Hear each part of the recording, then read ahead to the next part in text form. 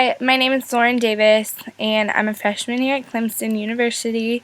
I'm a nursing major, and I attended the Peer Pressure New Student Dialogue. Um, First, we kind of started out playing that game called Connections, where someone starts out saying something, and if you have something in common with them, you pair up, and you kind of do it until the last person is finally paired with the other last person. So we kind of did that at the beginning to kind of break the ice and for us to kind of get to know each other a little better. But as far as if our group achieved true dialogue, I don't really think we did that well. None of us were really that personal in what we had to say as far as like how peer pressure has affected us. And there were like a few people who were more willing to share than others. But I feel like to really achieve true dialogue, you have to kind of be more personal in like what you say, so that there can be like more connection between people. And I don't really think we did that well. I mean, the effort was there, but it didn't really seem like it was that great of dialogue for us.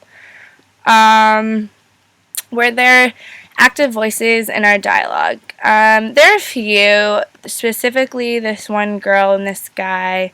The guy kind of shared when they asked us, like, have we been the ones to, like, peer pressure other people? The guy kind of shared how he would make his friends do stupid things sometimes. It was kind of not really that personal either. But the girl actually gave a really personal account when she kind of shared how in high school she had a group of friends that were really big into partying and drinking, like the typical things you would associate with peer pressure, and she got kind of caught up in it, but she eventually didn't want to be a part of that anymore, and when she decided she wasn't going to do that, her friends kind of cut her off and completely left her there, and I felt really bad because that's awful if you have friends like that who just kind of leave you there when you don't do the things that they think you should be doing. But I thought that was great of her to share, and it really helped as far as like kind of breaking the ice for everyone to kind of get more like in depth in their responses. And were there more reserved voices in our dialogue? Yeah, there's a lot of us who really didn't talk at all, me being included. I didn't really feel up to talking, I guess. I didn't really know that many people, so it kind of made it awkward, especially when we got into like touchy subjects like that.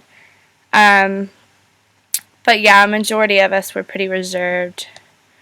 The role I played in my group, I tried to like put up some good responses, but I mean, I tried my best. I didn't really share that much, but I did try and contribute a little to the conversation because I feel like it's important that you, at least while you're there, you make good effort for it and make it somewhat useful to your life.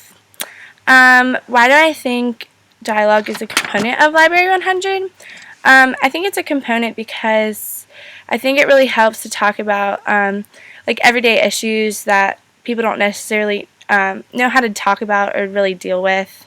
I know that a lot of the new student dialogues have to do with a lot of issues out there today, especially those that surround college students. And peer pressure was definitely one of those things that a lot of college students deal with. But